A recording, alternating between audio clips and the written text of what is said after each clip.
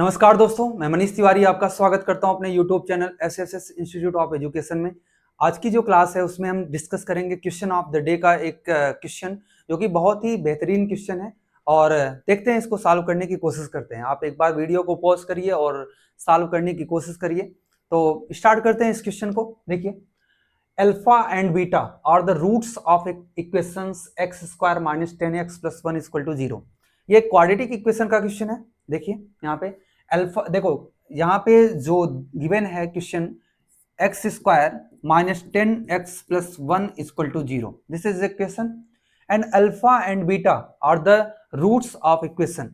और आपको find out करना है। देखो यहाँ पे कुछ चीजें और गिवन है, जैसे an की वैल्यू गिवन है alpha power n minus beta power n। an की वैल्यू गिवन है alpha power n minus beta power n।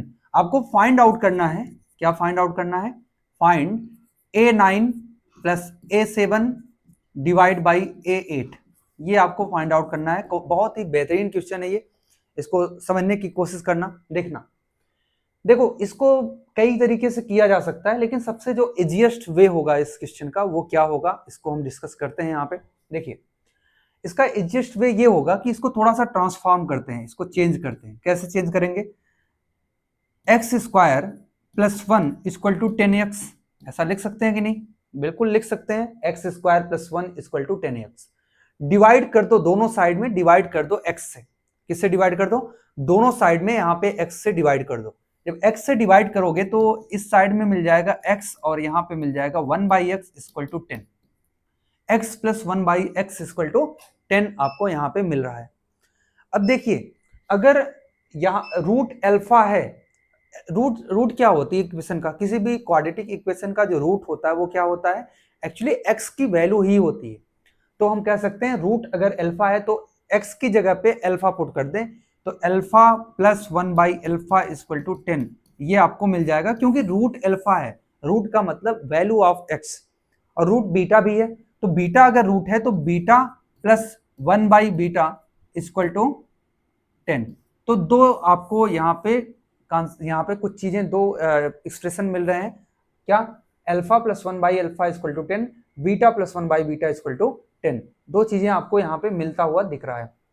अब एक काम करिए आप कि आपको जो फाइंड आउट करना है उसको देखिए। आपको फाइंड आउट करना है a9 plus a7।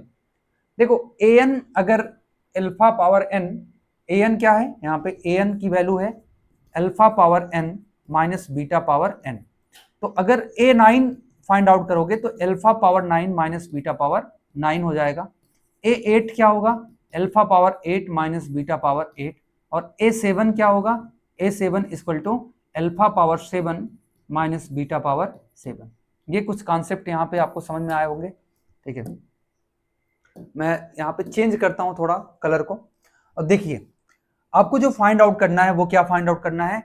a9 plus a7, a9 plus a7 divide by a8, ये आपको फाइंड आउट करना है। देखिए a9 की वैल्यू क्या होगी? a9 की वैल्यू होगी alpha power 9 minus beta power 9 plus a7 की वैल्यू क्या होगी? Alpha power 7 minus beta power 7 divide by a8 की वैल्यू क्या होगी? Alpha power 8 minus beta power 8। अब देखना यहाँ पे क्या करेंगे हम, अल्फा पावर 9 इसको साथ साथ लिख देते हैं। Alpha power 9 plus alpha power 7 को साथ लिख देते हैं, और यहाँ पे माइनस कॉमन ले लो।